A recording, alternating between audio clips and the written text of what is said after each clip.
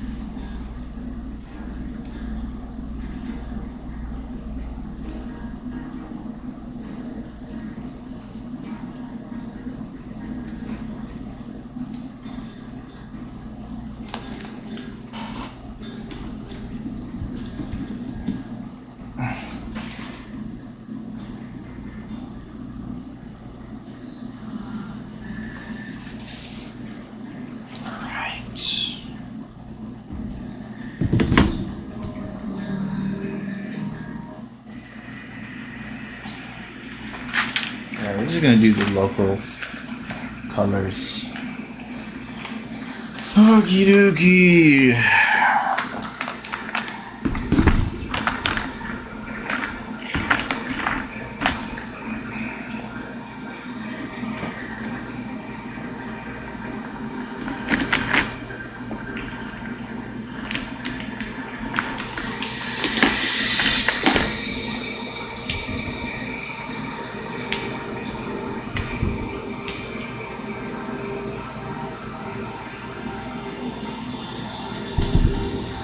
What's your manga about? My story, it's a epic dystopian fairy tale about cloud agents in black who have to keep humanity asleep to the truly magical world they live in. It's sort of like Men in Black, but instead of aliens, you have fairy tales in a world that's as lore-packed and huge as One Piece.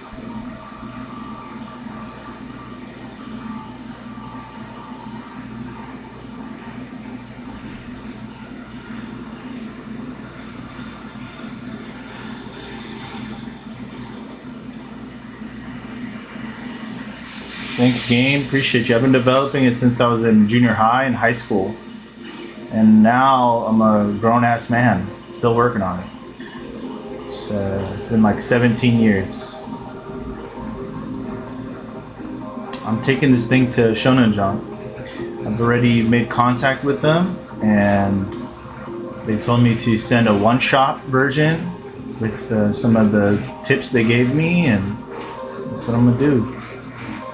But right now what you're looking at is some concept cover work that is going to go all in the data book. This character right here, his name is Ivan Helsing. He's not the main character. He's one of the 4 Dons in the story. So there's like fairy tale mafias, and he's the Don of the Hunter Mafia called the Helsing family. They mainly specialize in mercenary work.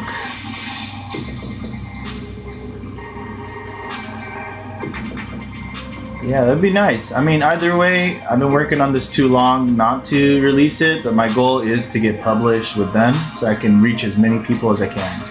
You know, this isn't just like a story for fun for me. Like, for me, this is like a truth-seeking, lore-packed story with a lot of questions, it's supposed to make people question, that's for sure, the world that they live in.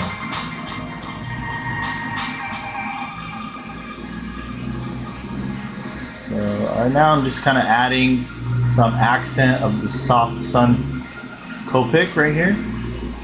He is kind of pale, but I want to put in a little bit of this soft sun in there just to kind of, you know, clarify the way the shapes are in his hand, his face, the structure underneath, and to kind of give it a little bit of warmth. Because this is his skin color. Pretty pale.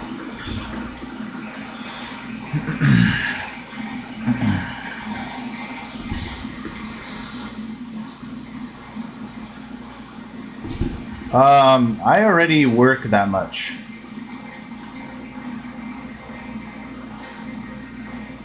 You'd be surprised, bro. They actually need assistance. I'm doing all of what they do without assistance.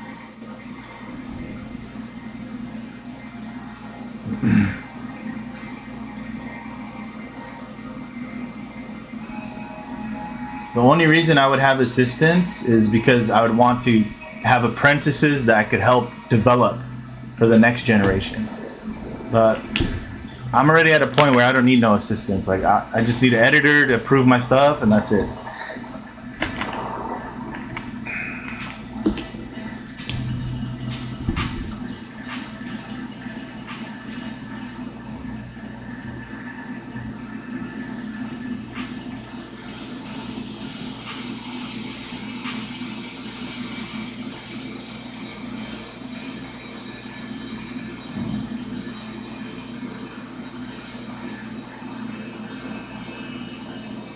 Add just a little bit of this.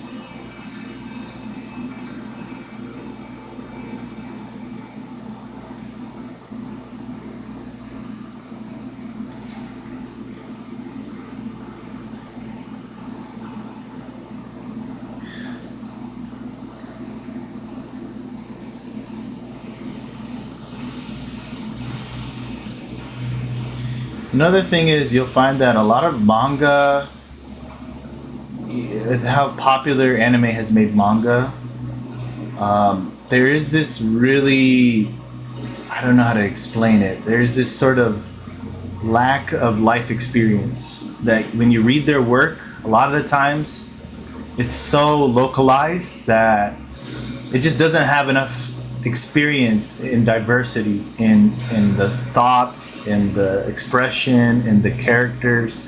It's very rare to find that. And I'm born and raised in America. And in the States, we're exposed to all sorts of peoples and cultures. And it's really important that we gain a lot of exposure to so many different peoples, ways of living, so many different things. We have such a different perspective. Unfortunately, in the States, there's this kind of brainwashing going on with like comics essentially being propagandized, and it's just about like pushing political agendas and, you know, identities and all that bullshit. It's just propaganda. We aren't using that to our advantage. That diversity we're exposed to, that's so much more of life. And in Japan, they're very much insulated. They're very closed off. So it's very rare for them when you see a lot of their mangas, you'll see a lot of the times their main characters are probably this idealized Japanese guy, right? He's got black hair, light skin, and they pretty much look the same. Right? They look like the Sword Art Online guy for the most part. Very rare you'll see differences. You'll see them branch out from that. And those are the ones that are really interesting usually. And with this series, this is like a story that's going to force the exposure. It's going to force, because it's dealing with humans, it's dealing with fairy tales, the other, and how they're going to live together, how it's going to be together, right? And how that, you know, because humans in the story, they can't see fairy tales for the most part, right? And how that's inevitably that they're going to awaken to the other, to the fairy tales. It's going to force people to really, in the story world, to really learn how to deal with the other, with a foreign force, right? But that's actually really familiar to them, even though they've been disconnected for so long. And it's hot in here. Give me 1 second.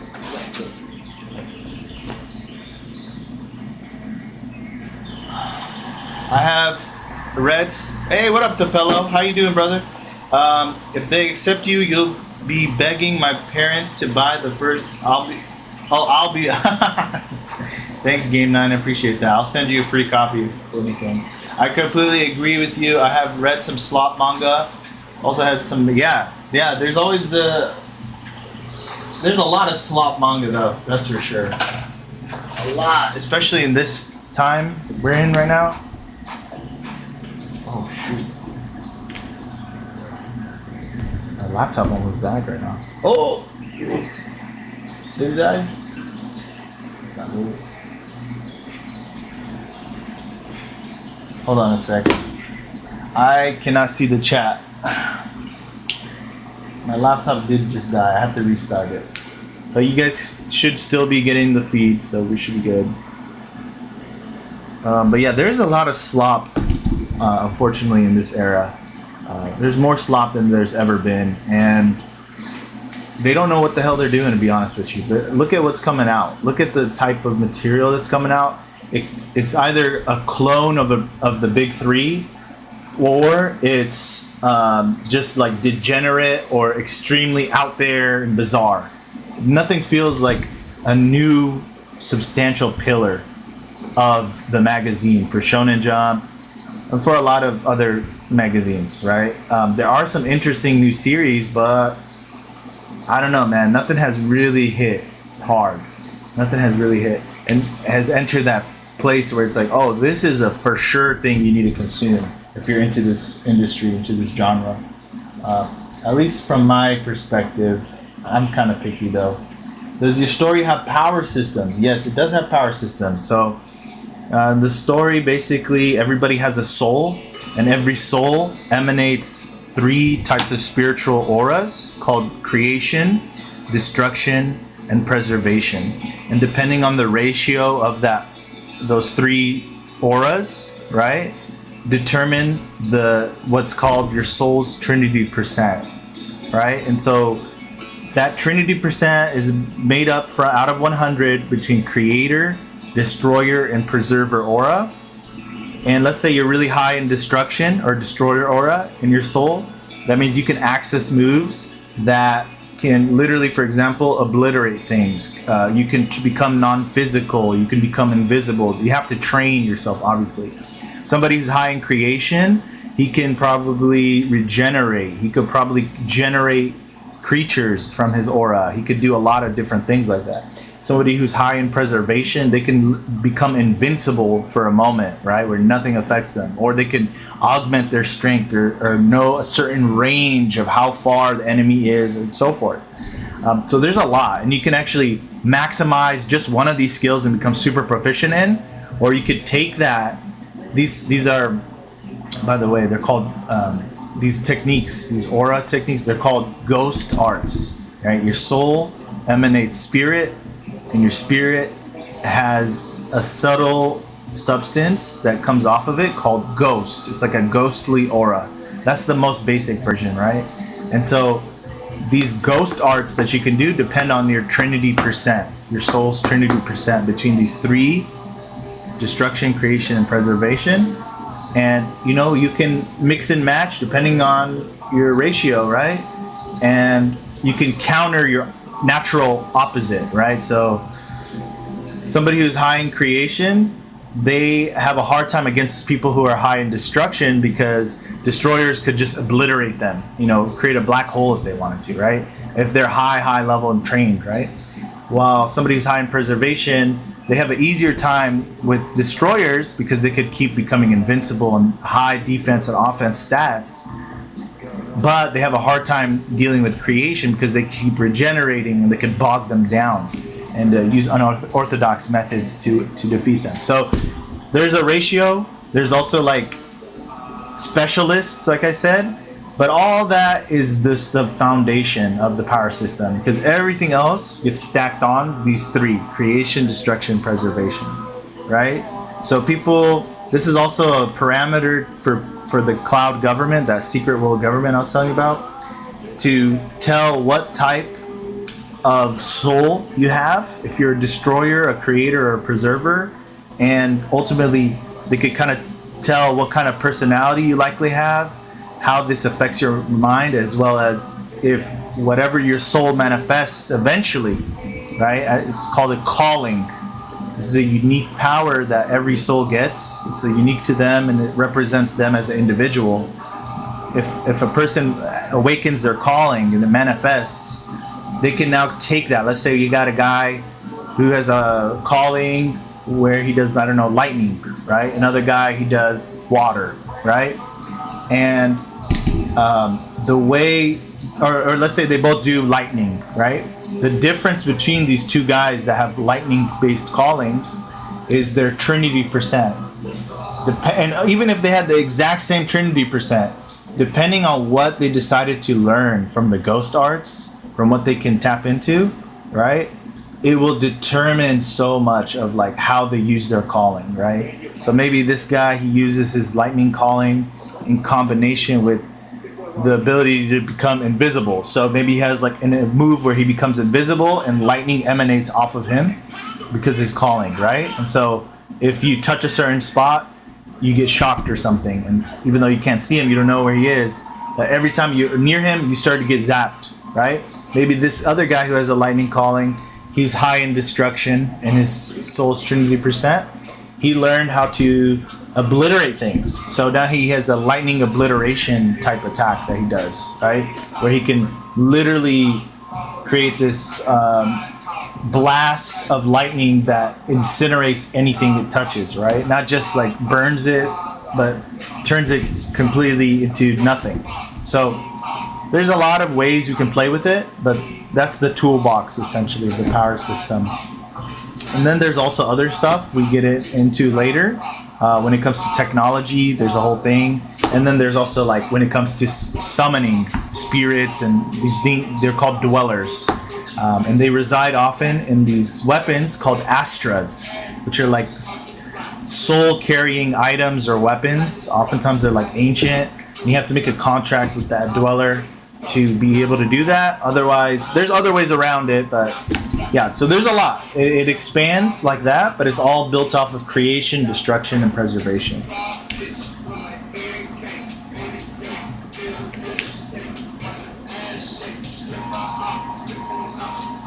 Thank you, bro. Appreciate you. Yeah, I took some notes from Hunter x Hunter because I really appreciate how technical it is, but I didn't like how complicated it is. You really need to learn a lot. I just wanted to boil it down to three main opposite forces, right? Creator, destroyers, and preservers. Those are the three types of souls.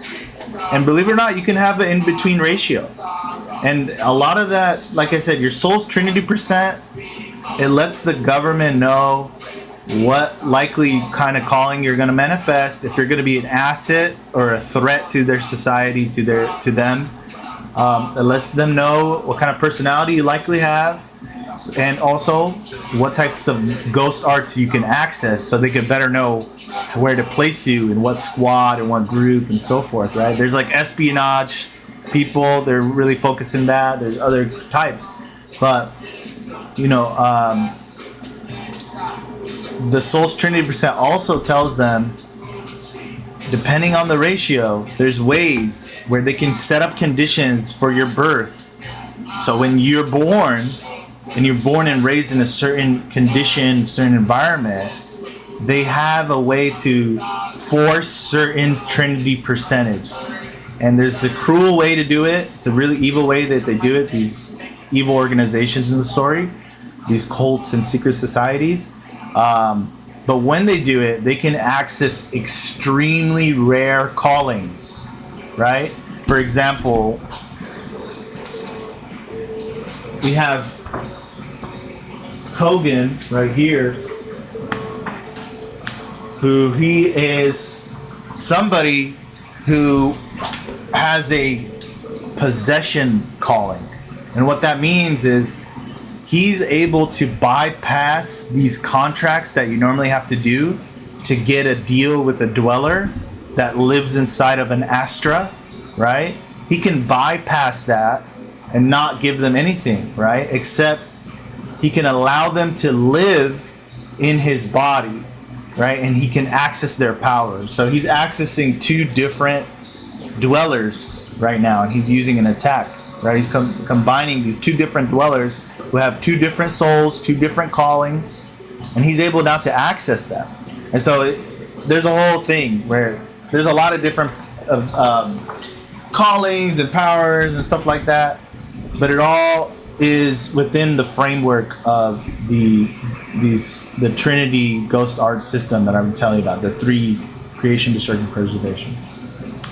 Okay, I better stop yapping. Okay, let's see here.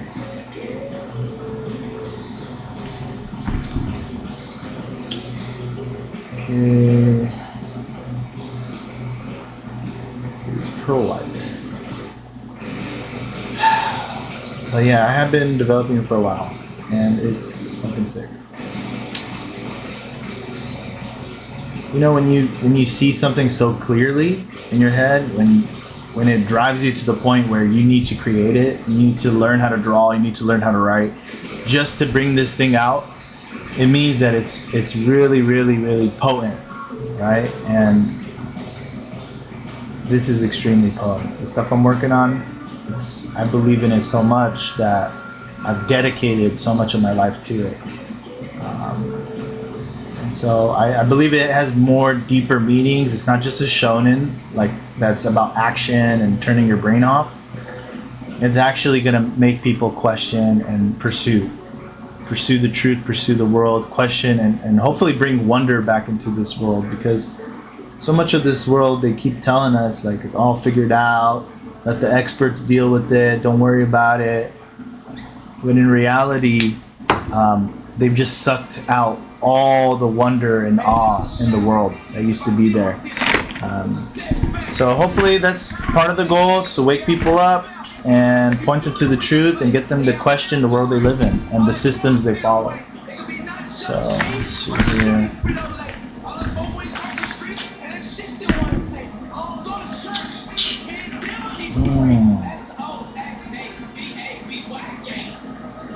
What color? I'm thinking about the color I'm gonna make his suit.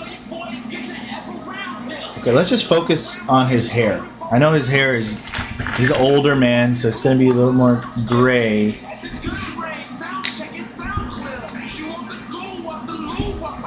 Your characters have flaws in their abilities. Yes, of course they have flaws. A lot of the times, because they don't understand themselves and they're learning as they go, their flaws tend to become, because they tend to get carried away. They tend to think that they know what their powers are, what their ability is, what they're capable of, and they end up overestimating and underestimating others.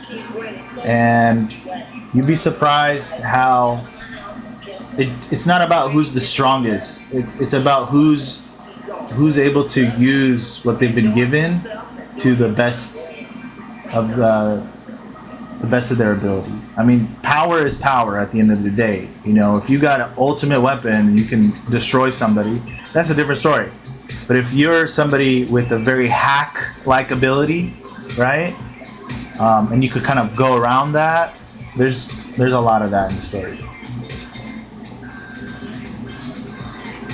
There's also the most least, so humans in the story, the weight of their soul is so low that they can't even perceive fairy tale kind, right? And it's actually really dangerous for a fairy tale beat person to be just around them in their normal form. They have to be disguised as humans, because what would happen is a human could end up waking up. They end up remembering, and they have like a seizure and shit. They might overreact and think this fairy tale person's a monster instead of just a person just like them. So there's a lot of that. And what happens is you'll find some humans that when they wake up, they don't react that way. And they're actually really good-hearted, and they could see the humanity in the fairy tale person, right? They could see them as, hey, they have a family too and everything. They're just like me and you. Why do I have to fear them? Why do I have to hate them? You know, like these other groups in the story that try to push that. I don't know why. I want to add some red in this guy's hair. I don't know why, but I'm going to do it. But yeah, sometimes those unexpected characters, they end up being the saving grace for a lot of situations that happen in the story. Was that a mistake? Maybe. I don't know. Now I kind of want to add blue. What's going on here? Okay, I'm just fucking with it, bro. Alright. Hey, I guess you got a little bit of that.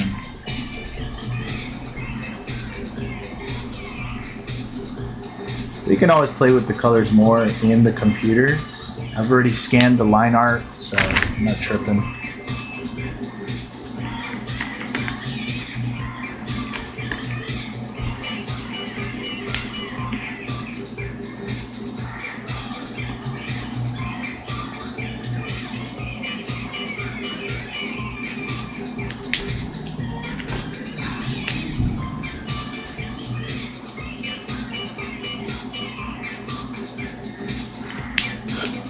Can't fuck with it. Yeah, originally it was just white, gray, and black. But I don't know, man. Something just took over.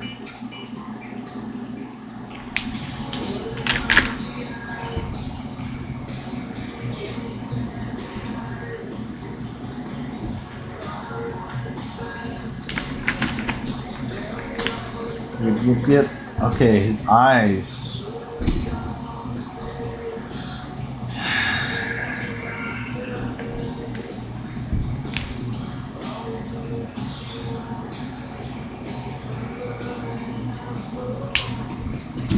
Uh-oh.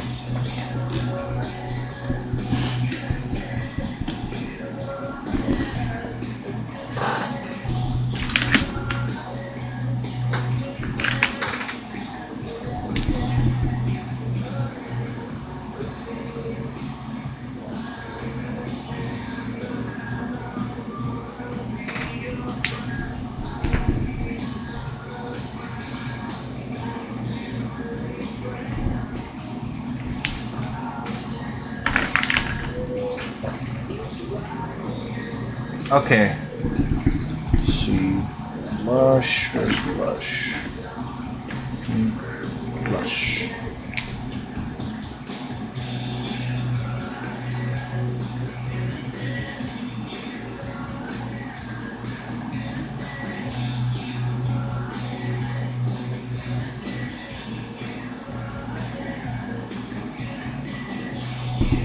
So this guy right here, Ivan Helsing, he has a telekinesis calling, and his telekinesis is so deadly that if he wanted to, he could grab the moon and hurl it at you. Like, that's how powerful it is. So imagine if you're standing next to him, he can literally tear you apart with just his telekinesis to the point where you're just atoms or whatever, like minerals, right? So he's dead, and he could put you back together too on top of that. That's how much control he has over it. He is a devastating monster. I'm not sure why he has an axe in this. Maybe this is more symbolic. I don't really see him have an axe. Maybe he has an attack with an axe later on. I don't know. Let's see. Oh, konnichiwa. Sensei-sama, how you doing? Konbanwa, konbanwa. I also have a story I want to write, but I don't know how to draw. Oh, okay. Well, if you're still young, I recommend you start practicing art. Writing, believe it or not, is a lot easier than drawing. So draw. Write as well. Teach yourself how to write. Learn, read some books like Story Trumps Structure is a good book I recommend. Read, let's see. Let me see if I have some right here on my shelf. I don't see it. Oh. Where's it at? Oh, okay, it's just somewhere in there. There's a book, yeah, I recommend Story Trumps Structure, and there's a screenplay book. I don't remember the title. That will help you a lot. And also look at outlines and how that works and stuff. But most of all, the important thing is to stay true with your writing. You want to, because a lot of editors, a lot of people that they don't really write, they just judge. They don't really create. They'll teach you things like there's no such thing as originality. They'll say things like that, or they'll say, you got to have a real attention getter opener. And part of that is true, but there's a huge part of it that's missing, right? When it comes to you starting off with your story, every story has a unique start, right? No two stories are really the same. They're all different. You know, yeah, there's the archetype that you follow, but every story is unique, and because it's coming from a person who has a subjective view. A lot of artists that have been brainwashed by editors who do not create anything. They literally do not create. They've been taught this mindset of unique is a bad word, original is a bad word. It's not true, bro. It's absolutely not true.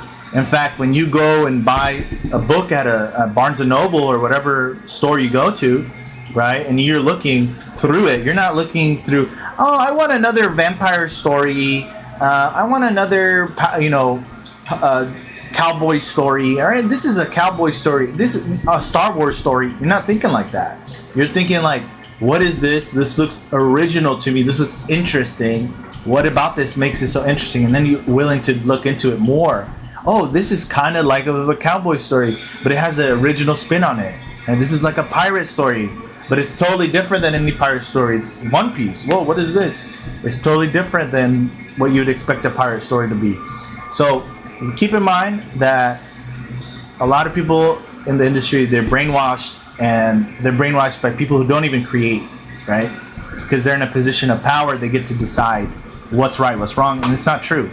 So create your own original story that comes from your soul, from your heart, that is interesting to you. And your start of your story, when you do your story, don't make it a start that is manufactured and is just designed to get attention. It should be a start that captures the theme and the heart of what you're trying to say in your story, but in a scene that hooks people, right? Don't make it like, oh, I gotta make it action. That's the only way I'm gonna get their attention. No. If that's what your story calls for, that's what it calls for. But you gotta really be in tune with your story so you can find the right starting point for it. All right, later game, I'll see you.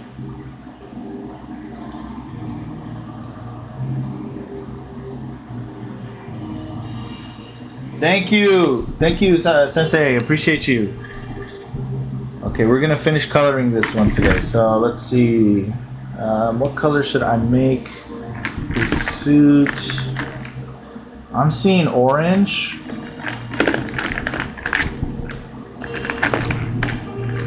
Go around. I'm seeing black.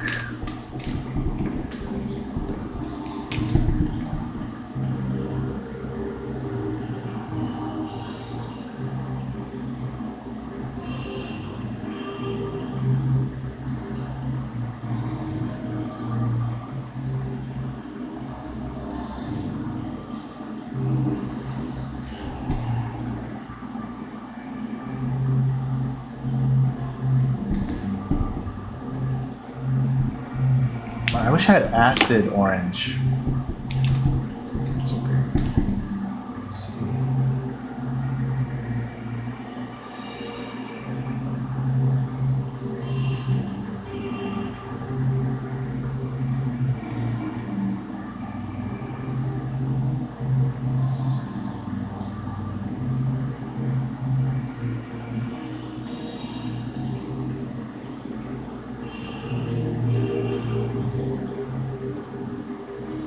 Where's the black?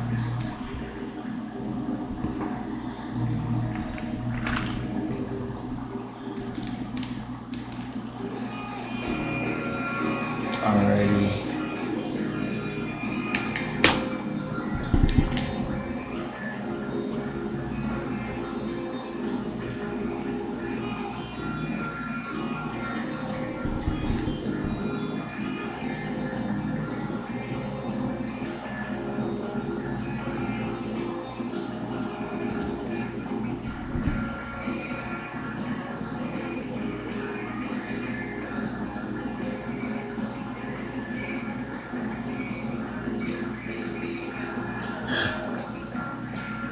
I'm looking forward to the finished product.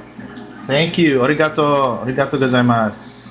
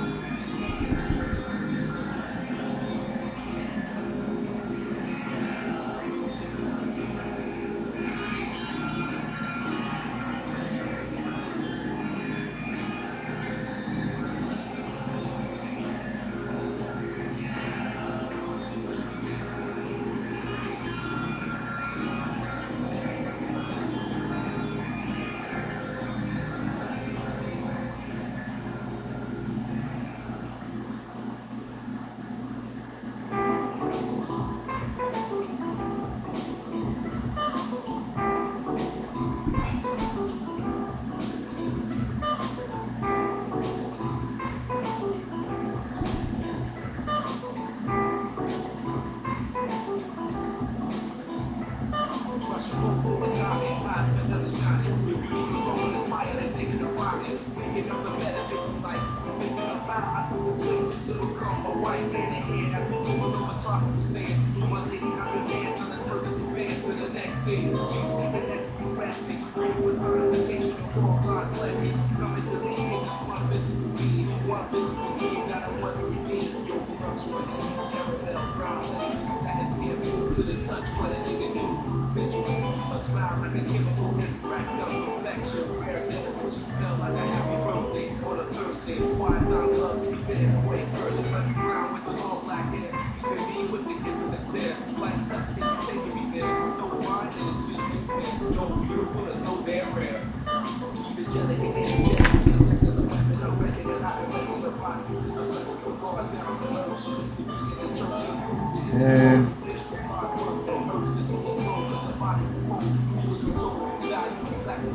She is the key to the bottom line and see the energy every day from the gates of heaven.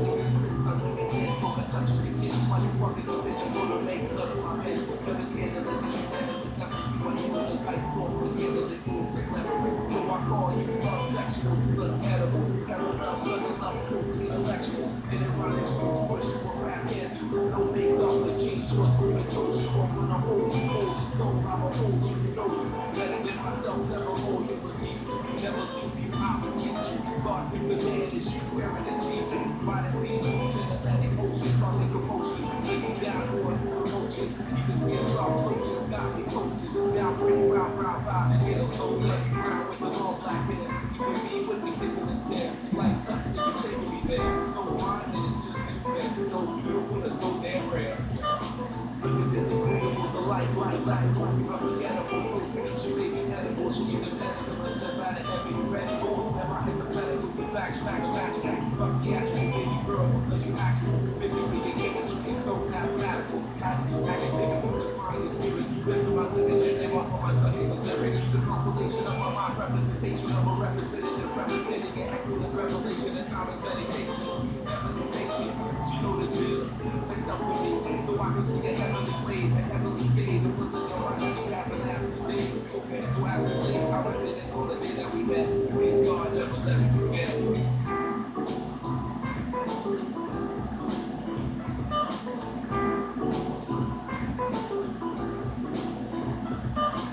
hey, what up, game? Welcome back. So we decided orange for his suit and black. We're gonna see what else we can do. I might change it up in the computer. What I like to do is put down the traditional colors for the texture and exploration of what the colors could be. And then when I put it in the computer in Clip Studio, I can modify it, manipulate it, change it up, and experiment as much as I want. Till it's done.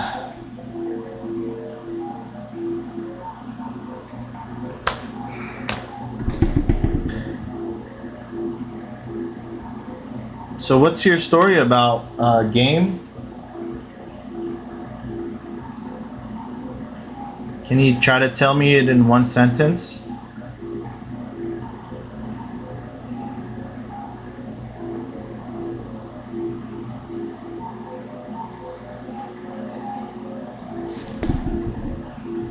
Oh yeah, he's awesome, bro. You should actually check out his work.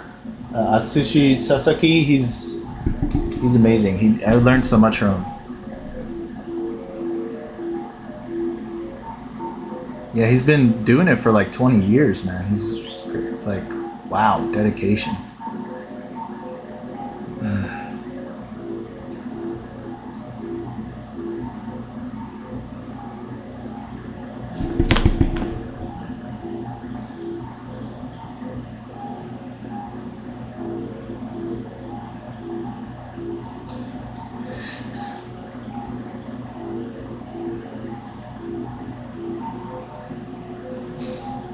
So, game, what's your story about? Or what are some? Here's easier way to ask then. What are two famous stories or concepts that your story is similar to. So I'll give you an example. My story, Demonation, is kind of like Men in Black, but with fairy tales instead of aliens.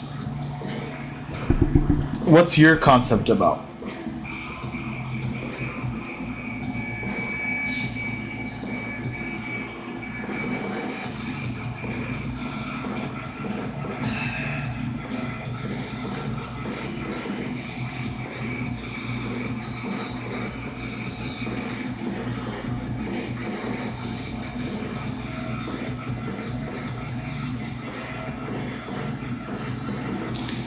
Okay, yeah, man. I'm here to help, man. I just want as many creators out there to follow their path if they're called to, and whatever way I can help, I try my best to help.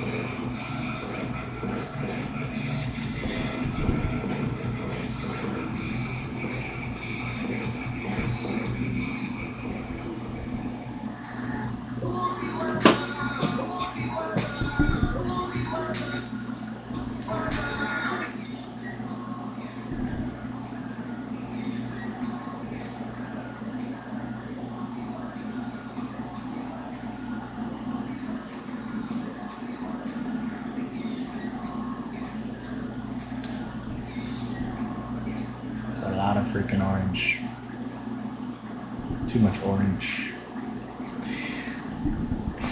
But this isn't even the right orange. I was trying to... If I had an acid orange, I'd have the perfect orange for this. I guess he's going to have kind of Halloween kind of colors to him. We got orange, we're going to have black.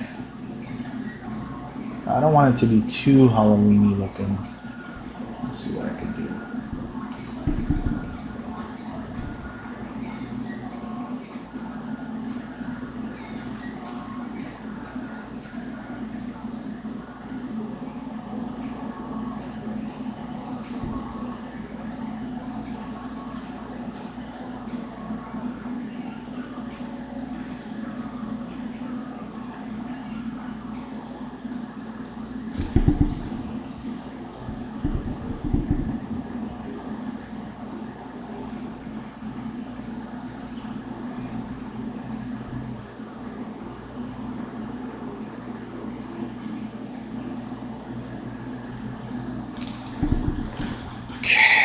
This color away. Okie doke.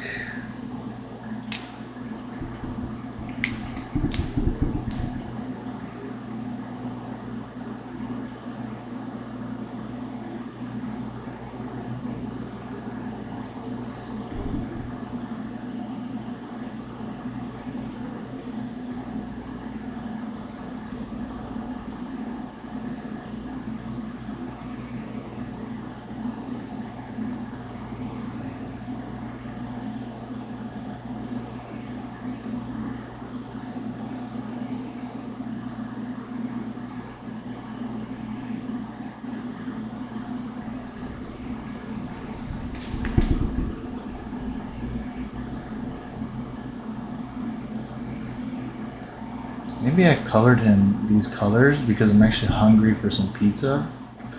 Maybe that's what it is. And it's just like the colors are trying to compensate for my lack of having pizza. Pizza sounds so good right now. Shoot.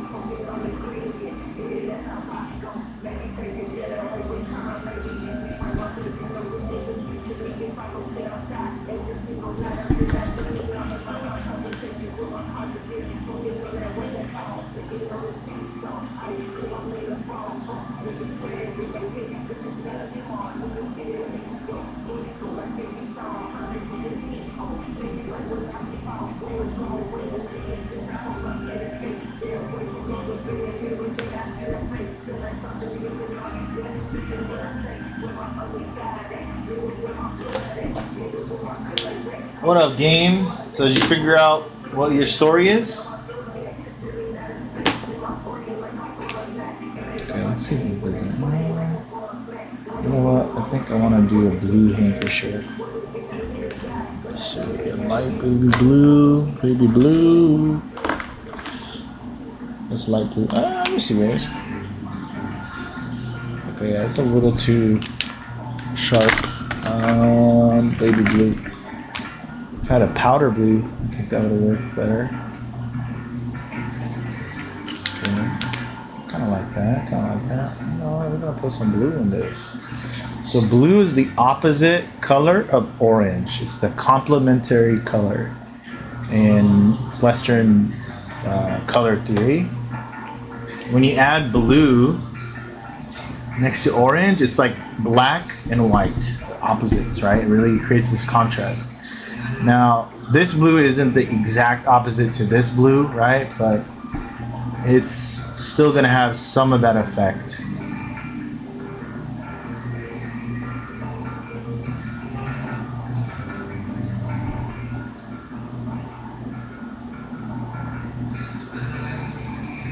Yeah, I wasn't expecting any of these colors, but you know what? It's okay.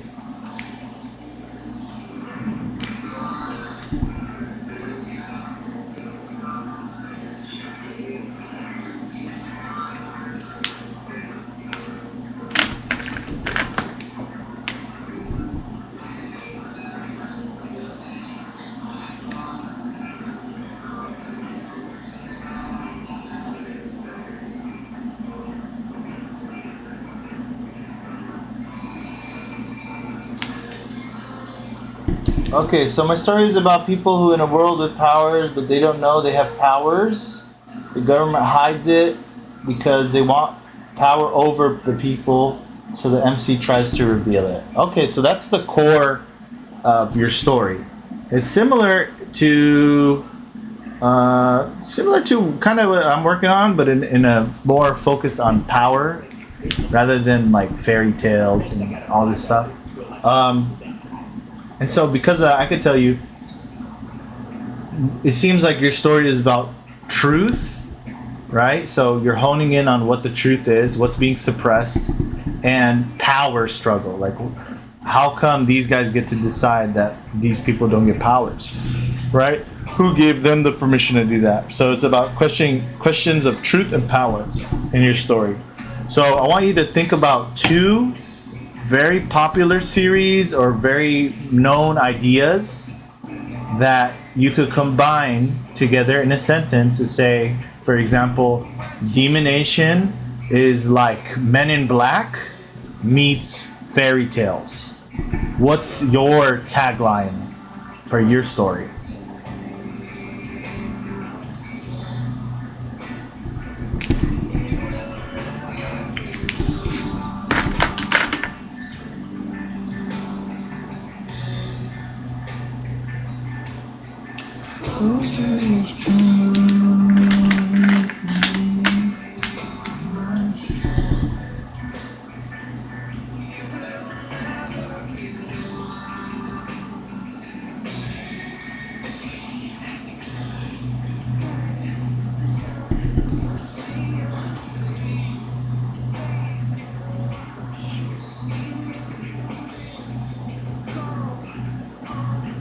I might put some Prussian blue instead of black. I'll use this black as sort of the in-between, and then Prussian blue. Kind of play up, tone down that orange. It's like overly saturated. So when you put two complementary colors next to each other, they kind of neutralize one another a little bit. So especially when you're painting, that's important.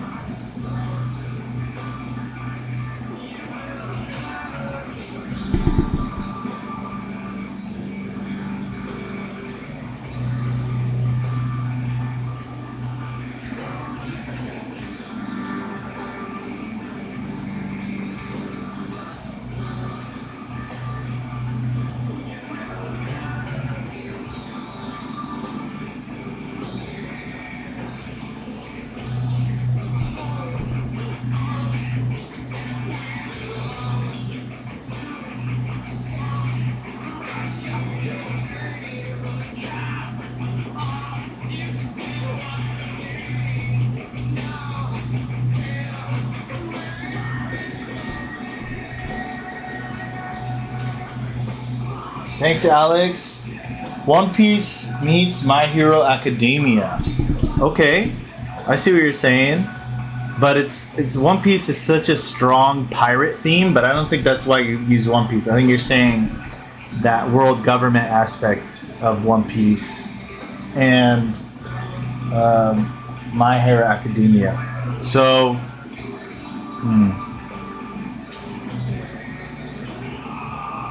Try to refine it more, that idea, what you're saying, so you can land on something that immediately you could understand what it's about, right? So I told you my story is like Men in Black, except with fairy tales instead of aliens. It's really easy to understand what I'm talking about, right?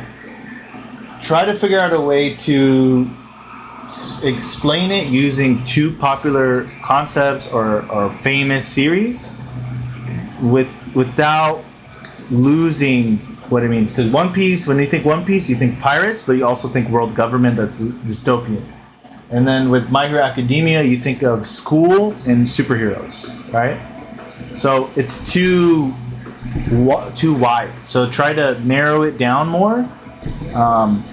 Keep playing with that, because it's going to help you when you need to quickly explain what it is. You can easily pull out your tagline and just say, hey, my story is this meets this. Oh, okay, I understand what you're working on a little bit. And then that piques their interest because it's something familiar. It becomes a doorway for them. And you can then introduce your log line, right, which is your story in one sentence. That's a little more challenging. So I would say let's focus on your tagline right now. So maybe instead of saying One Piece meets My Hero Academia, it's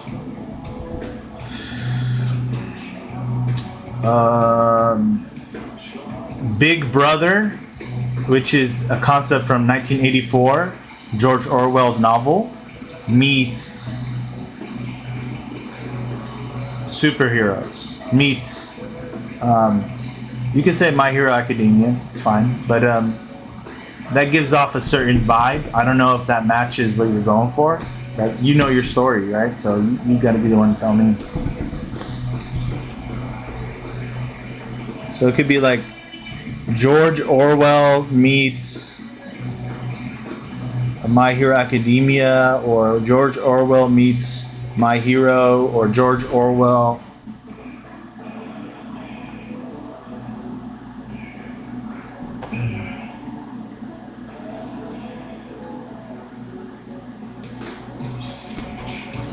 So instead of saying take the government from One Piece meets quirks from MHA, you should say it like a dystopian government meets, right? Because you don't need to mention One Piece at that point, because it's not about the pirates. It's just about the government within that story, which is a dystopian government.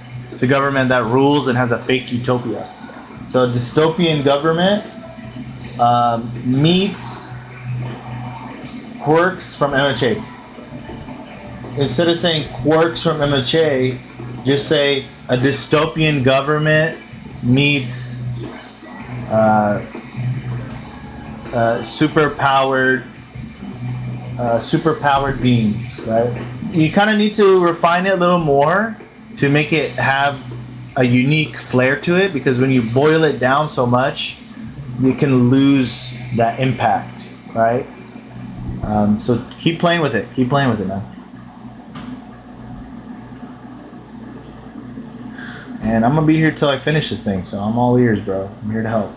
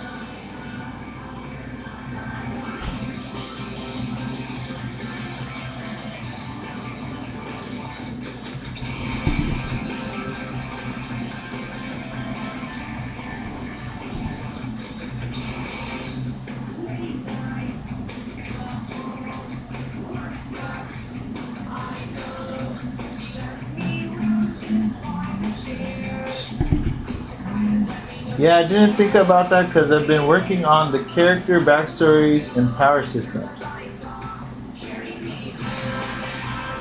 Yeah, that's good, bro. Yeah, usually you'll start to think about this stuff when you want to share it with people. Because a lot of times you'll find if you share your story with people and you still didn't figure out the bridge, right? This tagline, these log lines, and a summary of your story that you can easily give and they can understand quickly what's about and dive in with you. It becomes really hard for people to pay attention. They'll often just nod their head and say, yeah, okay. So it's important to kind of figure this out, and it'll also help you get in tune with what is the core of your story, right? But if you're working on characters and that's what you're most excited to, follow that.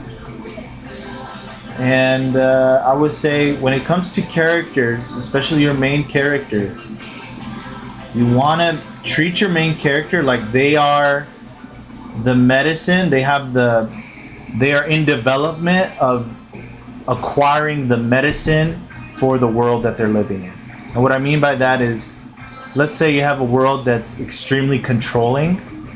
The main character, maybe at the beginning he isn't exactly free, but eventually he learns to become that, and that freedom sort of becomes like the medicine to that controlling kind of world, right? So you kind of see your main characters that a lot of the times they ought to have some kind of remedy that they're gonna, after their journey into the underworld, after their transformation, they're gonna have the right philosophy or the right remedy or something that addresses the core issue of your world.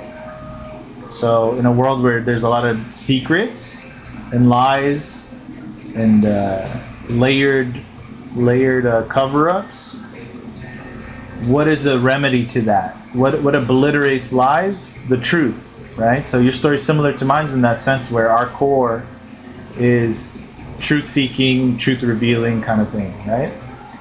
So your main character ought to be somebody who cares to some degree about what the truth is, and you have to make it clear by showing us why the truth is important to that main character.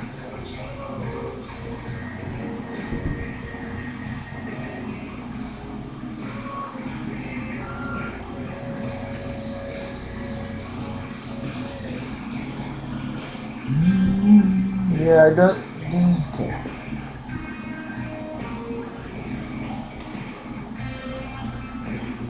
Do you have a title yet?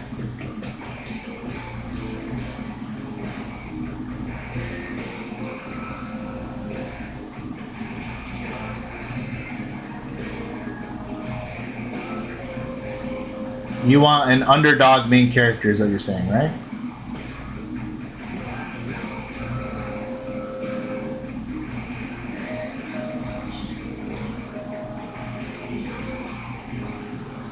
The thing is with My Hero Academia, they try to play it off like Deku is an underdog, but he really isn't, because he's been given the like strongest power. Yeah, he had to train and all this stuff, but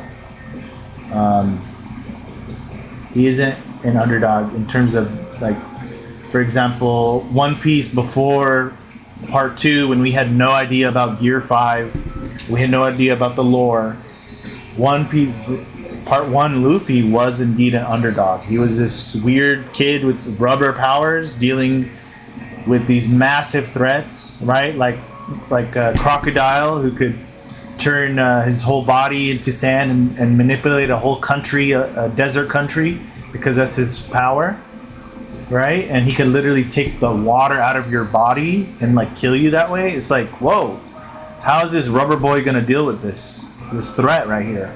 And the way he deals with it is really creative, really dope, especially in that final fight they have, where he allows himself to get cut up, right? And so there's blood on his hands now, and he can now make contact with the sand and punch him, right? Instead of before where it just went through. So that's such a cool way to fix the situation, right? He's still an underdog, and he uses intelligence to, even though he's not seen as intelligent, he did use his battle IQ to figure out how to beat this guy using his blood, using water, using whatever, right? So that's an underdog. Later on, unfortunately, Luffy loses that underdogness, but I get it. Part 2 is totally different story setup than Part 1 of One Piece. Yeah, so if you want an underdog, maybe look at Everyday Joe. Or I think it's called Everyday Joe. It's a boxing story. It's an old boxing story. And it's a manga about this underdog who comes from the slums and he has to fight in the boxing ring and climb his way out. There's also a more recent adaptation of that story with the machine version of it, where they're using machines as boxing gloves and fists to fight each other. I forgot what it was called. It's pretty good too. And the main character, he doesn't use machines. He uses just like, I think like the really basic version, and they have advanced stuff. So he's kind of an underdog in that situation.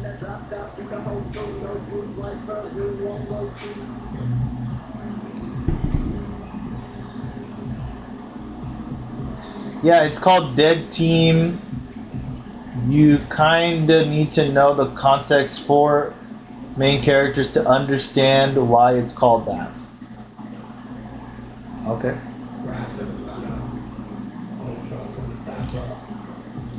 So is it sort of like Suicide Squad?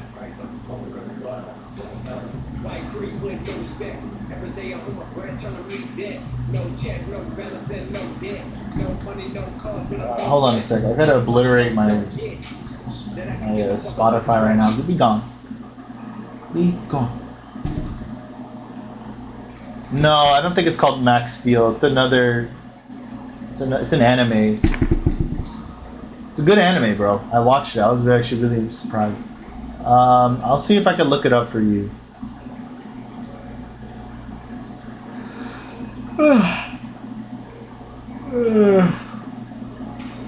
Boxing anime. Hajime no Ippo too, but it kind of gets old because he wins a lot. But Hajime no Ippo is an underdog story. It's called Megalobox.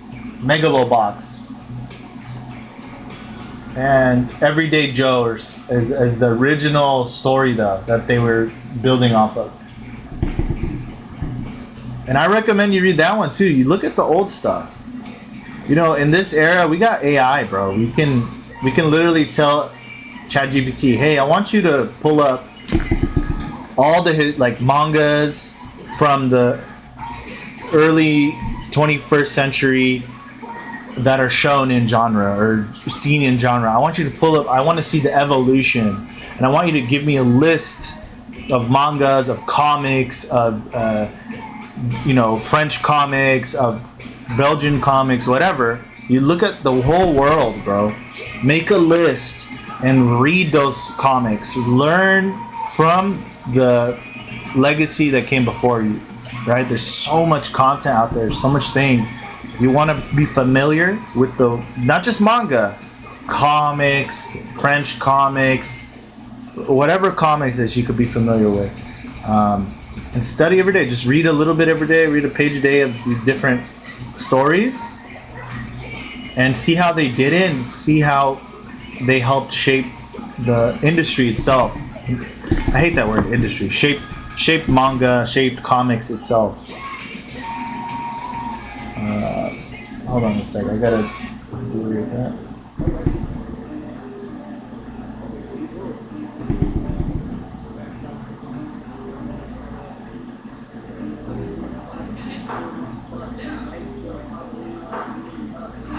You should also look at Osamu Tezuka's work. He is a beast, bro. He figured out how to pierce manga and put it in the mainstream in another way to compete with Disney, right? With their style. And he made so many stories. He didn't just make Astro Boy. He made, look up Blackjack. That's a sick story, bro.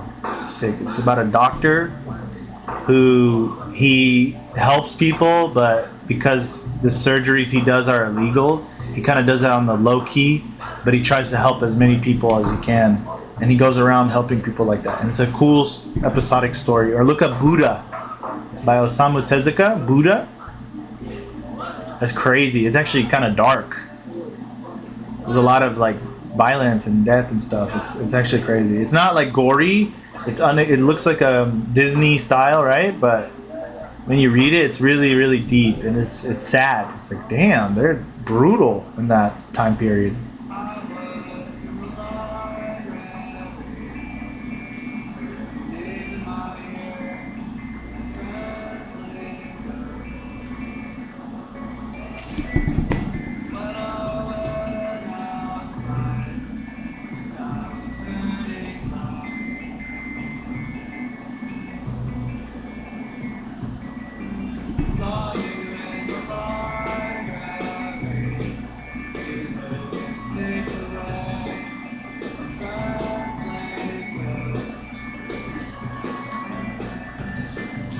No, not really. It's still kind of scuffed. They were dead, but they came to life in a weird way.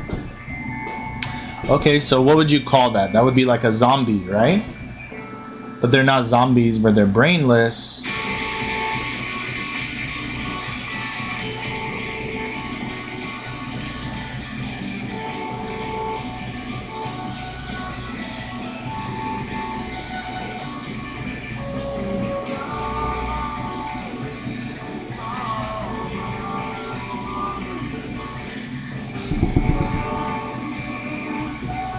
As a writer, you kind of have to know the surface level details that make up your character, your story, your concepts, and of course the stuff that's actually the prize, right? The deeper stuff that's beyond the surface. But it's important to know the surface level so you're able to share it with people who are barely learning about your story. That's why I'm telling you it's good to learn about what is your tagline, what is your log line. You know, how do you boil your story down to one sentence, ideally?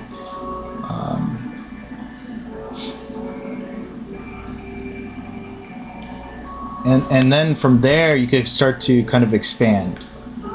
Because when you say, like, I need context to understand these characters, that means that you need to explain a lot of stuff to me before I can understand these characters. And for most people, you already lost them at that point. So you have to figure out a way to kind of,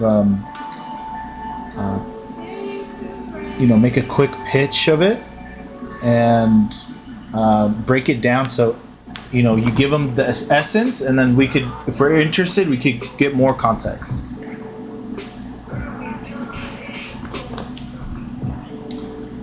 I'll give you an example. So, like with One Piece, if I asked you, what's their power system in one word, right? They have a lot of stuff in their power system, but what's their power system in one word? I would say devil fruits. Huh? What's that? Okay, well, let me tell you what it is. Boom. Right? If I ask you, what's their power system in My Hero Academia? Quirks. What's that?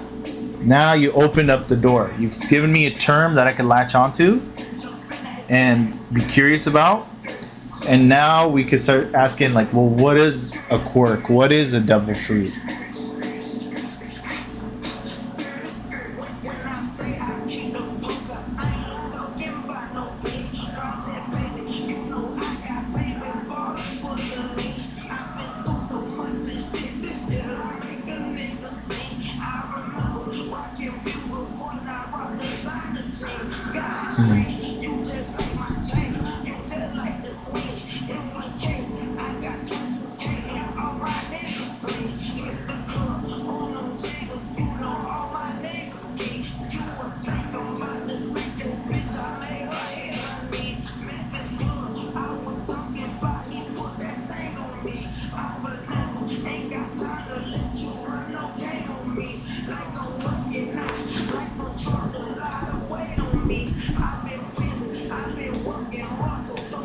They're still kind of like zombies.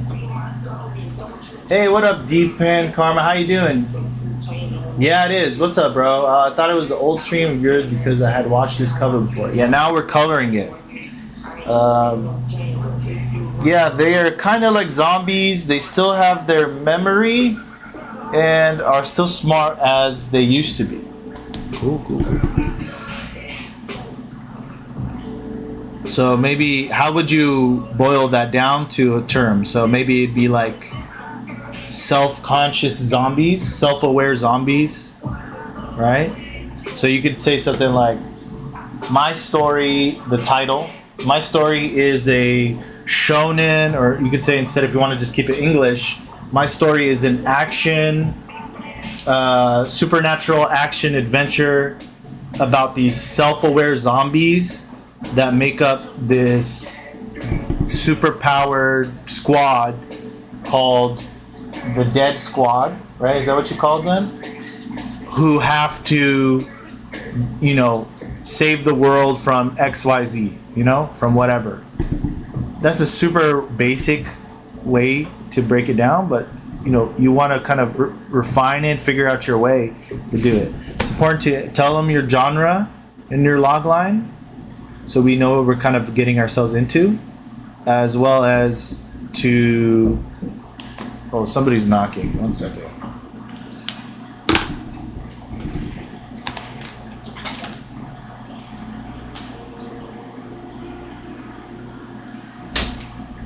Hi, what's up, brother?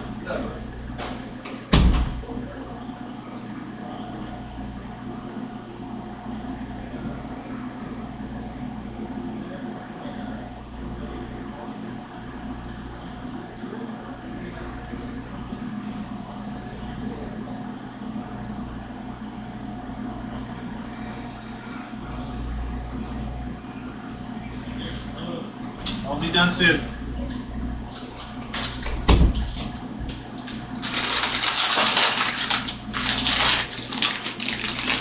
My brother's here, and he got chips.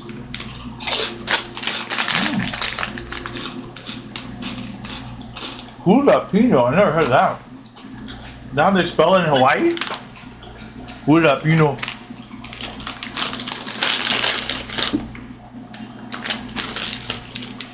Delicious.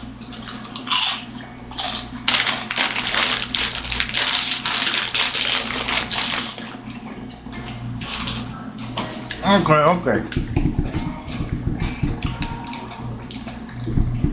We're taking our sweet time.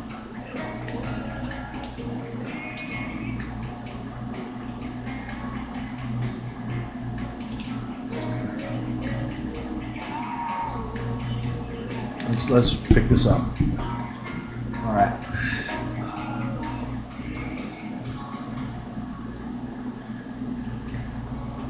Thank you.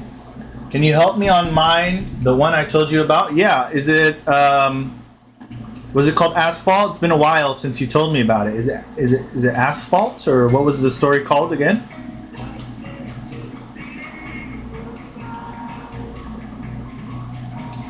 By the way, game, I have other chats I'm talking to. Thank you. Arigato gozaimasu. Sensei-sama. Your sense of color is amazing. Thank you. I was on the phone for a bit. We made quite a bit of progress. Thank you. Appreciate you. I thought orange is too strong, so I wanted to kind of bring it down a little with these kind of black highlights.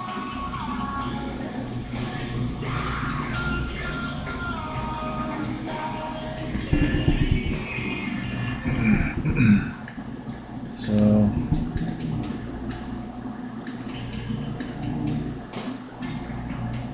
oh, the pillow, half X Beast.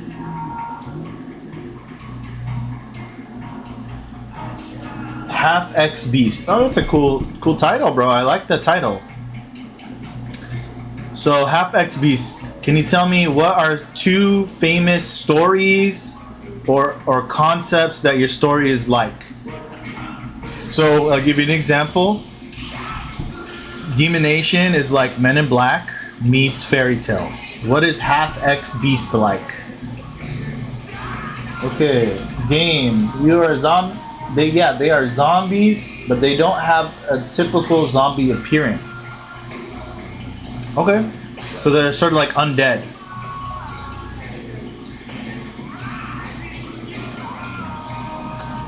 Like dark elves, kind of. I'm assuming they have like pasty kind of skin or something.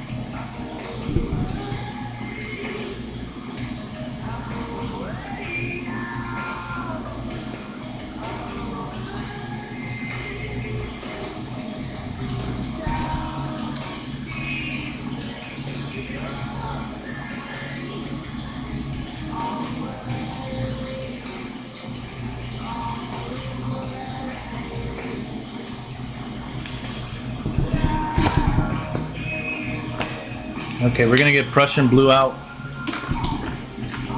This color, it's blue, but it almost looks black. So let's see what we can do with this one.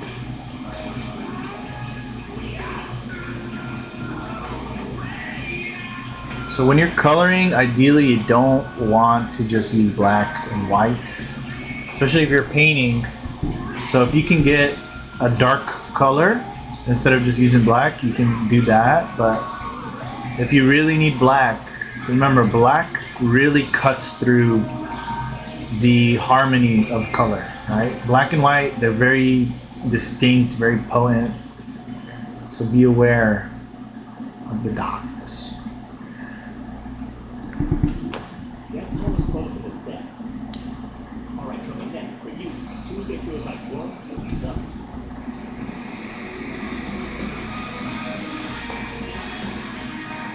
I have to get back to work. I'll come again. Thank you so much, Sensei. Appreciate you. Arigato gozaimasu. Arigato gozaimasu. Sayonara. Sayonara. Exactly. 2 of them, you could kind of call them ghosts. Okay. Helsing and Castlevania. Okay, so Half X Beast is like Helsing meets Castlevania. Okay, so that tells me it's a vampire hunter story. And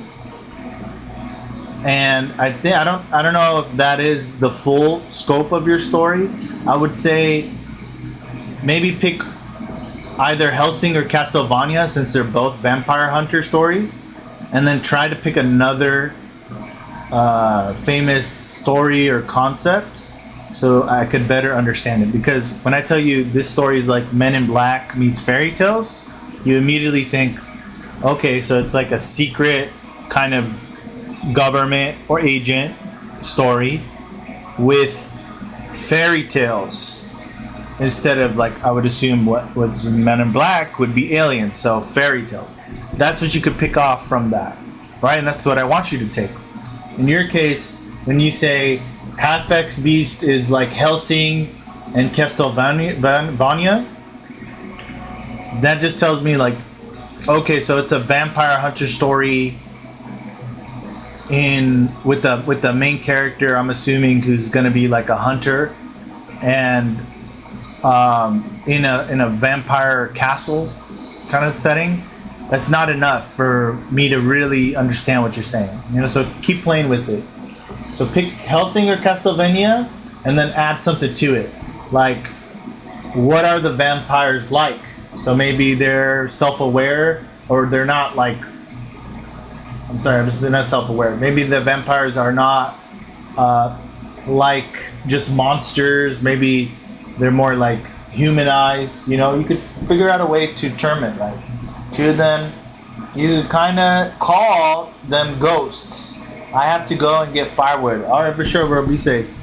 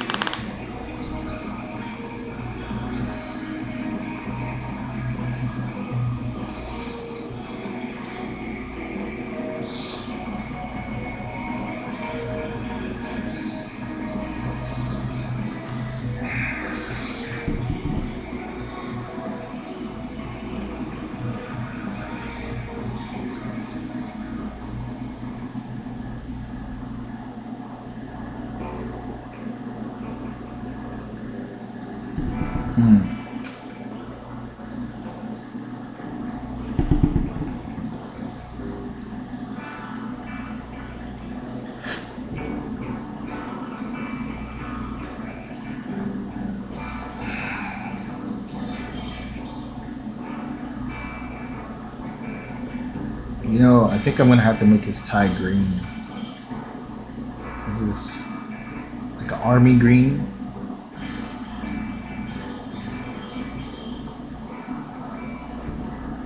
Let's see.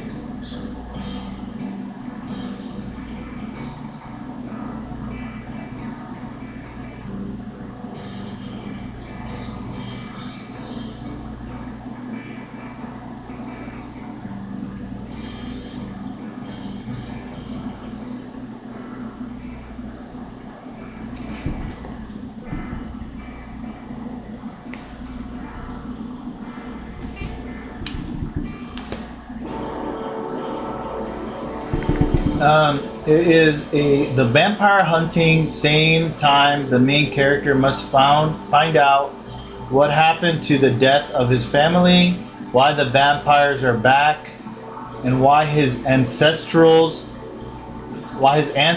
involved in this mass.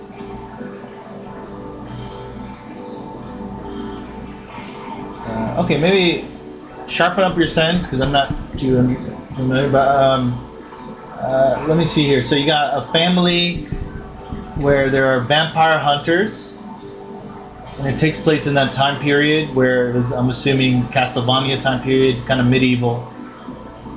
Main characters have to find out what happened to the death of their family, why vampires came back.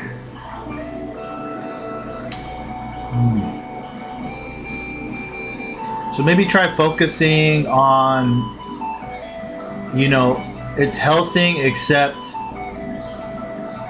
you know, instead of,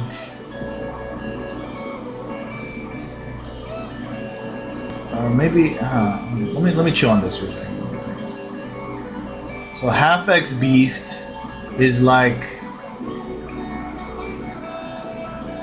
hunters, supernatural hunters, or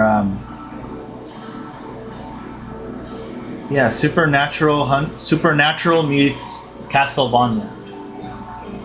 Supernatural hunters meet Castlevania. Have you ever seen Supernatural? There's a show called Supernatural, by the way.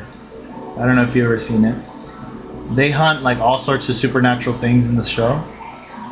And they're two brothers hunting these things, trying to find their father, who is also a really good hunter.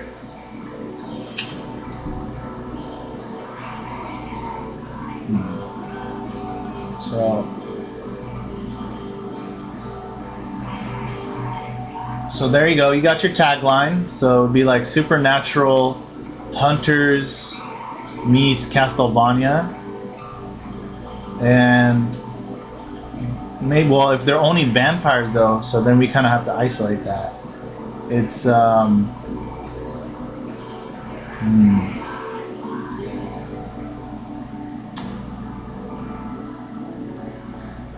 don't know. You got to keep playing with it. Keep playing with it. Figure out your log line next after you do that, which is you want to start it off like with your genre. So I'll give you an example. Demonation is an epic dystopian fairy tale manga, or I could take out manga, just epic dystopian fairy tale about cloud agents in black who have to keep humanity asleep to the truly magical world they live in. That tells you a lot, but not everything. It gives you enough to get curious about and a good idea of what we're dealing with. So in your case, you could say Half-X Beast is a vampire hunter, ancient vampire hunter story about protagonist or organization that hunts these ancient vampires that suddenly appeared after a 1,000+ years of peace or something. You know, you got to figure out what it is for you.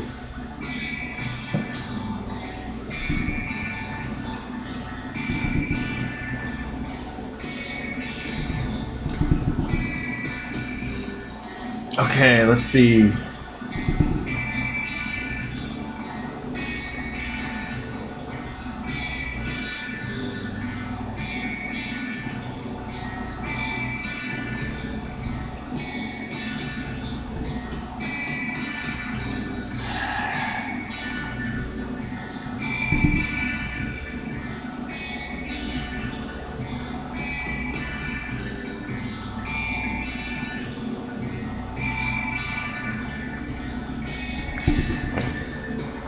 Let's put this one away.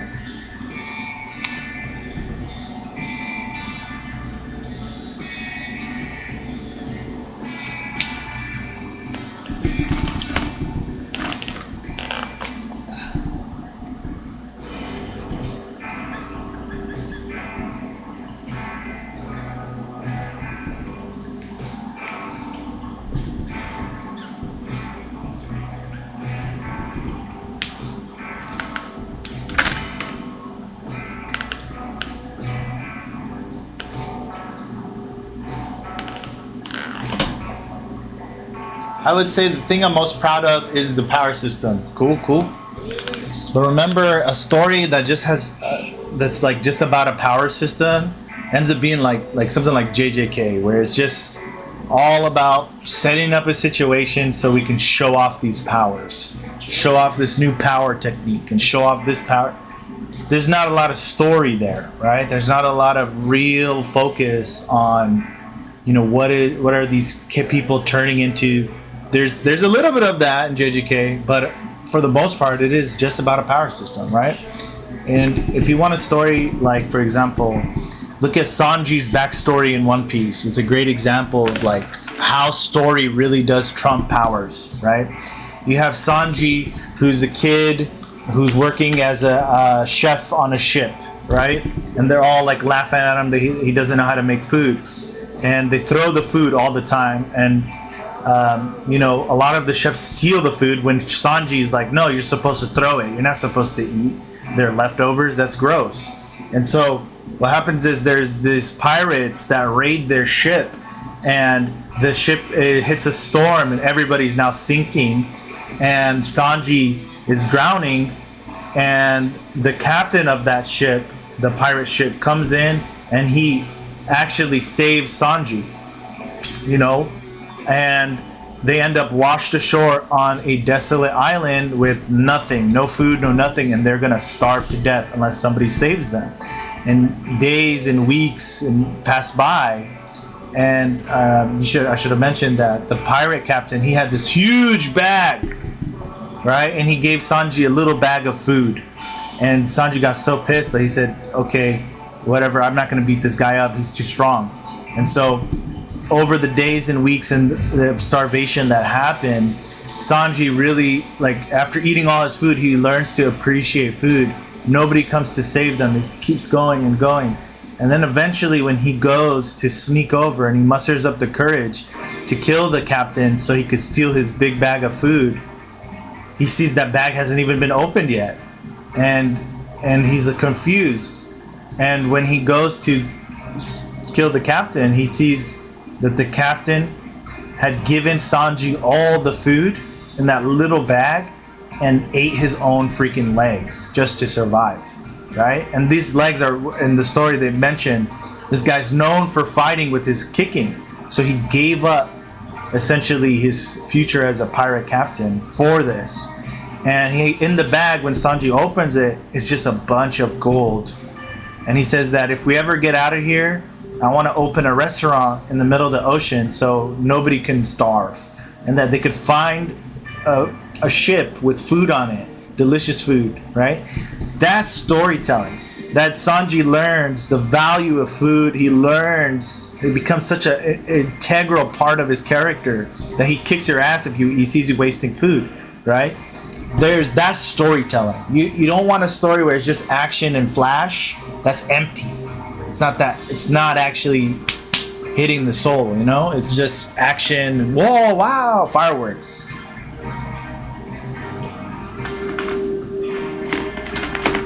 Okay, so we gotta keep going. Where are we at now? Where are we at? Let's do this tie.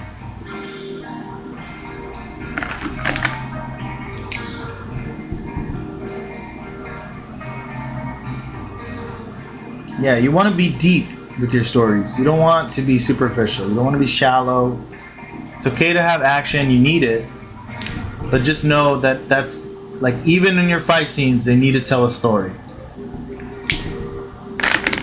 You can show off these techniques like Hunter x Hunter does, and it has strategy and all that, but it still has story in Hunter x Hunter, right? Like, look at the Chimera Ant arc, for example. How the threats they had to deal with, these huge Chimera Ants that are so powerful and way over the level of these combatants, these hunters, right? And they had to use strategy to defeat them, but also there's a storyline of this king who seems to have no value for human life, where he ends up falling in love with this blind girl that is a master player at this chess game that keeps beating him, and he ends up changing his ways. He transforms from a monster to more human than even the humans in the story. That's what people want to see, right? They want to be moved inside, not just excited, you know? And they have plenty of strategy in that thing, so they still show off their power system.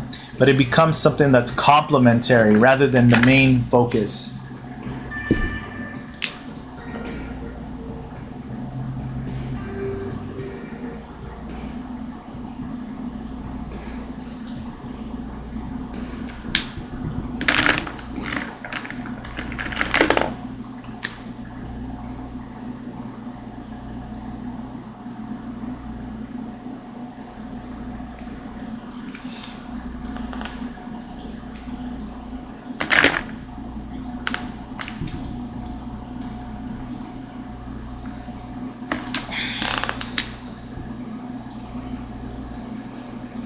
He's got like this metal tie.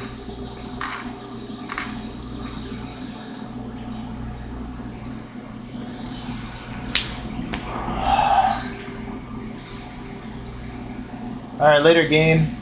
Well, the story happens in modern world of buildings and technology, but the story starts when suddenly the vampires attack his family, of the main character, which was an order from someone who resurrected the vampires in order to gain power and rule over everything. But in the attack, the main character survived with the strange mark.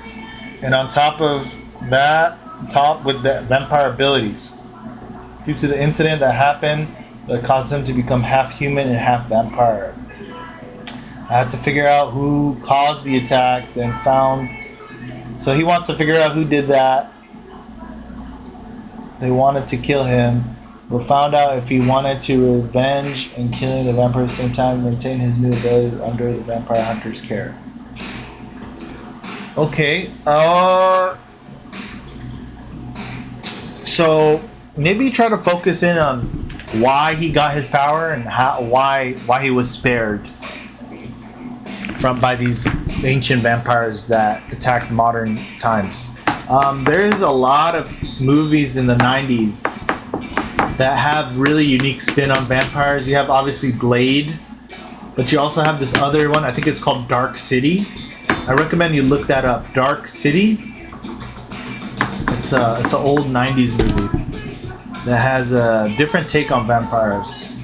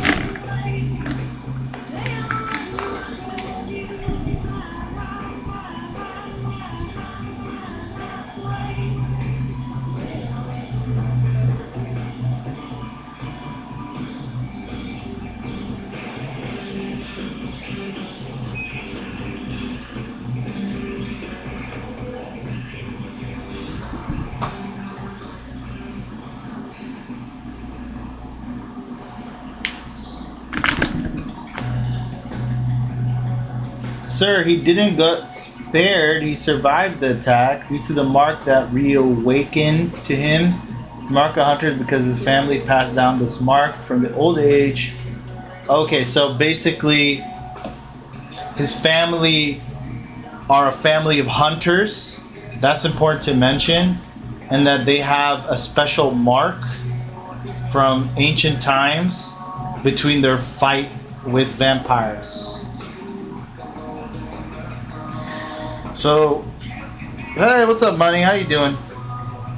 So, make sure in your a family of ancient vampire hunters thought that they have eradicated vampire kind when one day in modern times they are invaded and wiped out, all except one of the family members who survived due to a special mark that he's been given, passed down from his own hunter family lineage. So maybe something like that, Tapello, that'll kind of clarify your story. Hey, what's up, Money? Thank you for liking the live. Appreciate you, dude.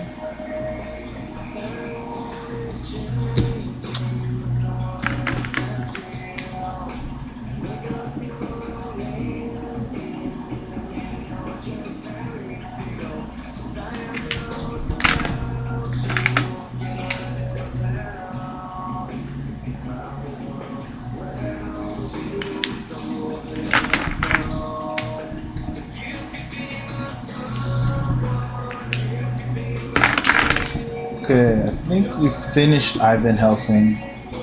Okay, we're just gonna.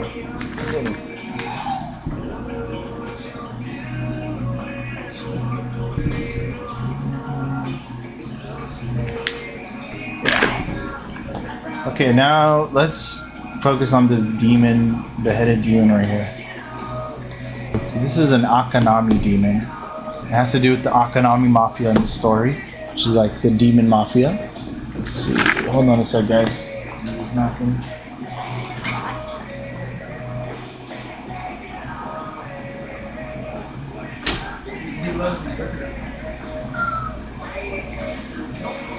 Okay, let me finish, okay?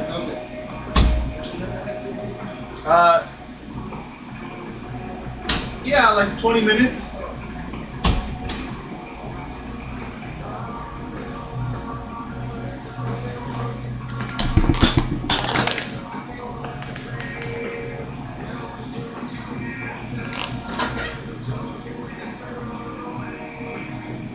Well, instead of giving me the full story, focus on just the tagline and the log line for now. So figure out what two stories it's similar like and figure out how to boil it down to one sentence with the genre mentioned and the main theme mentioned and conflict in your log line.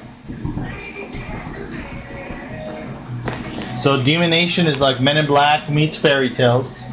And Demonation is an epic dystopian fairy tale manga about cloud agents in black who keep humanity asleep to the truly magical world they live in. That's my tagline and my log line.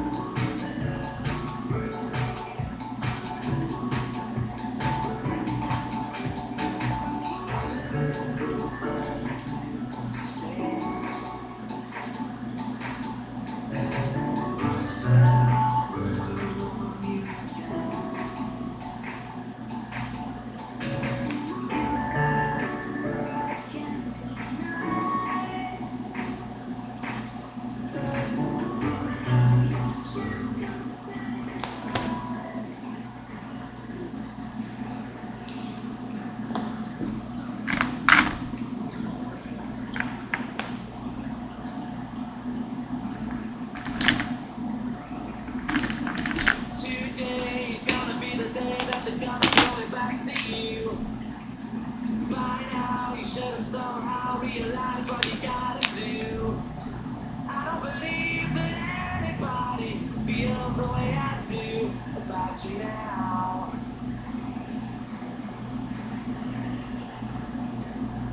Backbeat, the word is on the street, that the fire in your heart is out. I'm sure you've heard it all before, but you never really had a doubt. I don't believe that anybody feels the way I do about you now. And all the roads we have to walk are winding, and all the lights that lead us there are blinding. There are many things that I would like to say to you, but I don't know how. Because baby, you gotta be the one that saves me. And after all, you're my wonderwall.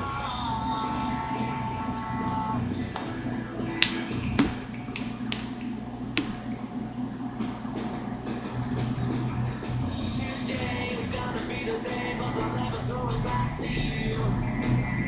By now, you should have somehow realized what you're not to do. I don't believe that anybody feels the way I do about you now. And all the roads that lead you there are winding, and all the lights that light the way are blinding. There are many things that I would like to say to you, but I don't know how.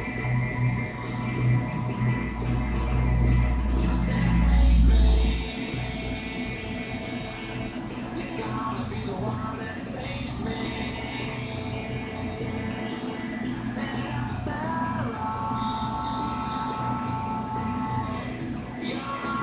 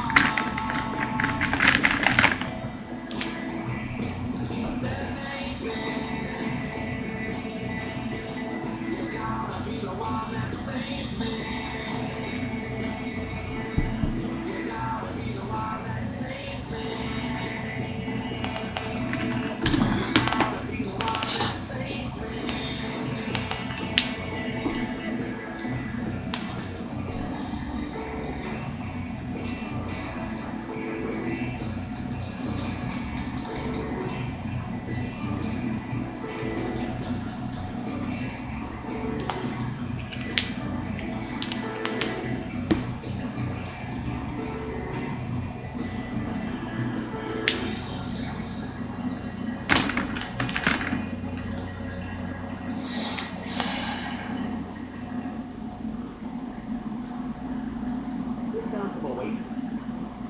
Next, I got Flying Fish, some artists with a similar feel.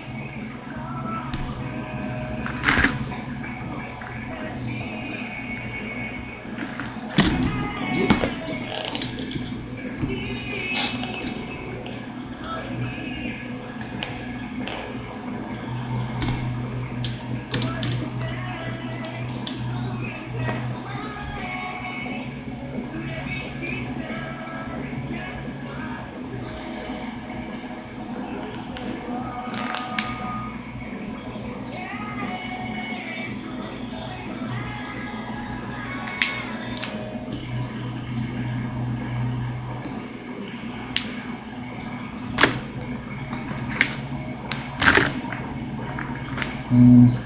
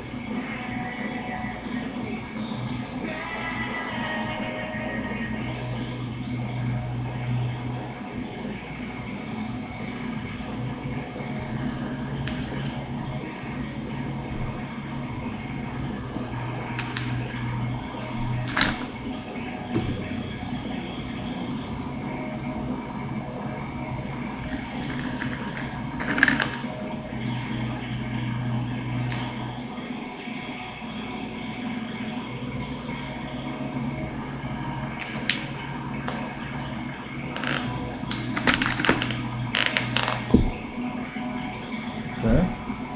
Now it's just the cities. We were gonna pretty much put one color for it. Let's do the ocean. Now, is this an ocean of blood? Is that too freaking edgy? Might be.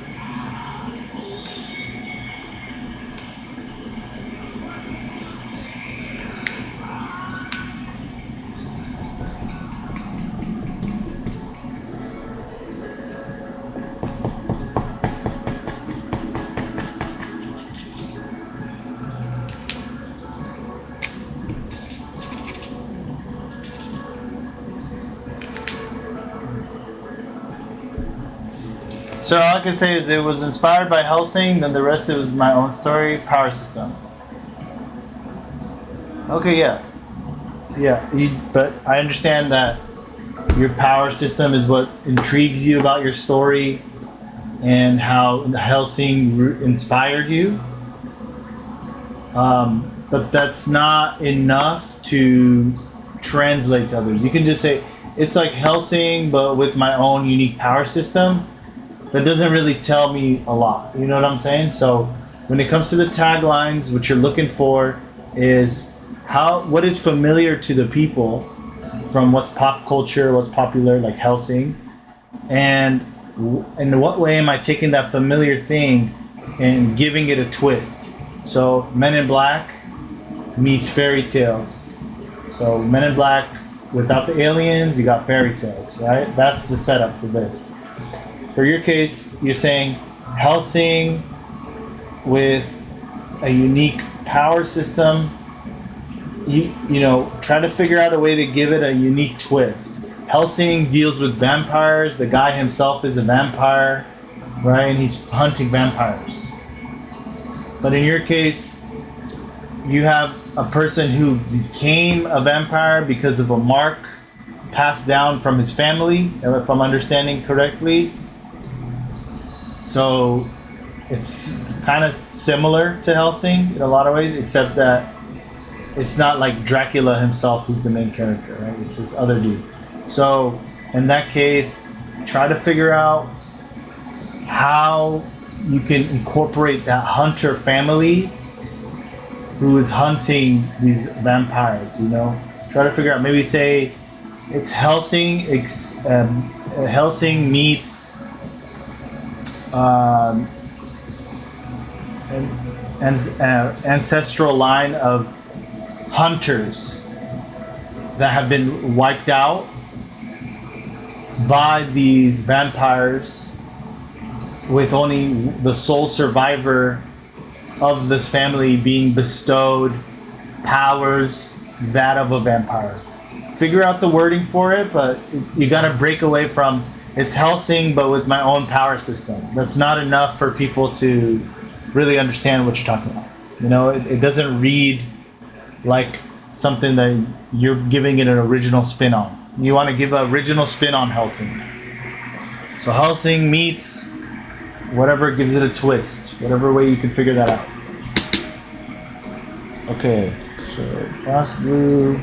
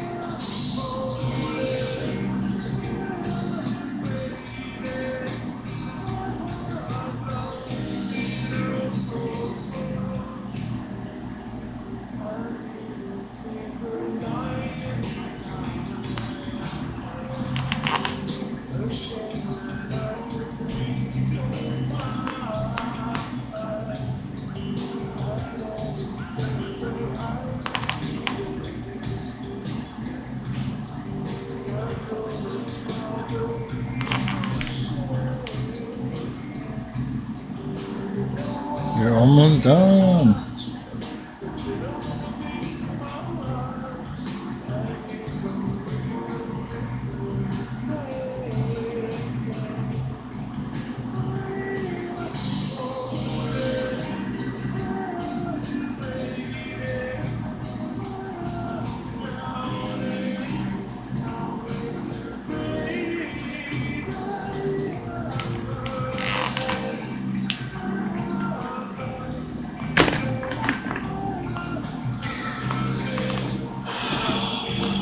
Okay.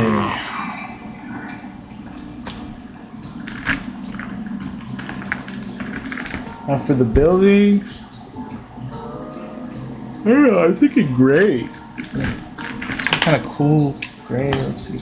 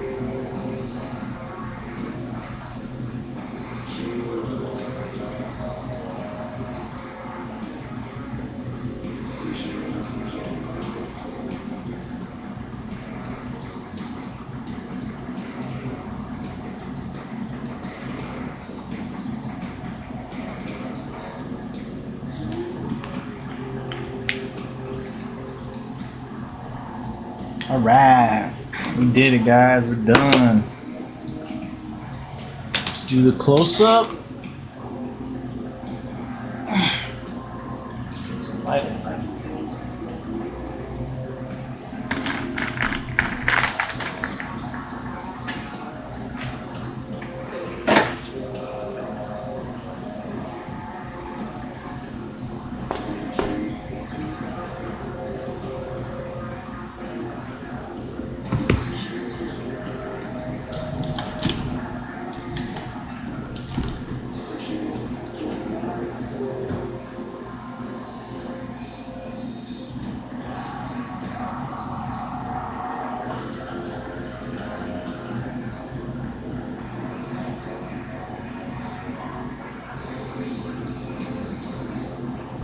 Okay, there's TikTok.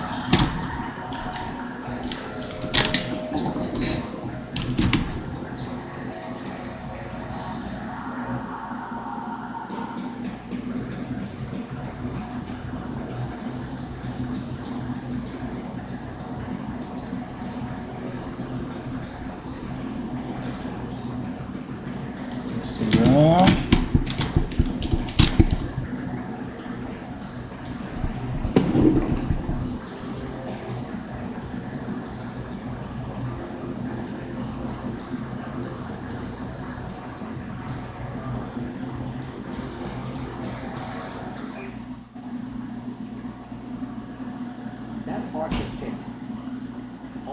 I got some songs that it feels like we should be baking up high to. Honestly, I'm not sure why. We'll just go with it. First up, decency. Cool.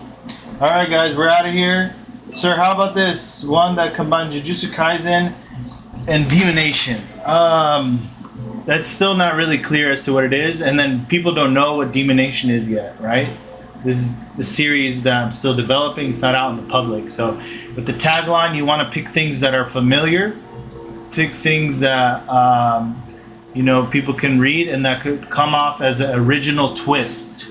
Okay, that's an important part of it. Is your tagline doesn't work if it doesn't have a twist, an original twist to it, right? So think Demonation is like Men in Black meets fairy tales. That's that fairy tales part is the original twist. So in your case, Hellsing meets what, right? Or Castlevania meets what? You have to figure that out. That's really important. All right, I'm out of here, guys. I hope you can figure it out. Thapello and game name. You guys just keep it up. Keep producing, keep creating. I'll be back tomorrow, do some more coloring. But we are done. So thank you, guys. I'll be seeing y'all. Okay. Have a good one.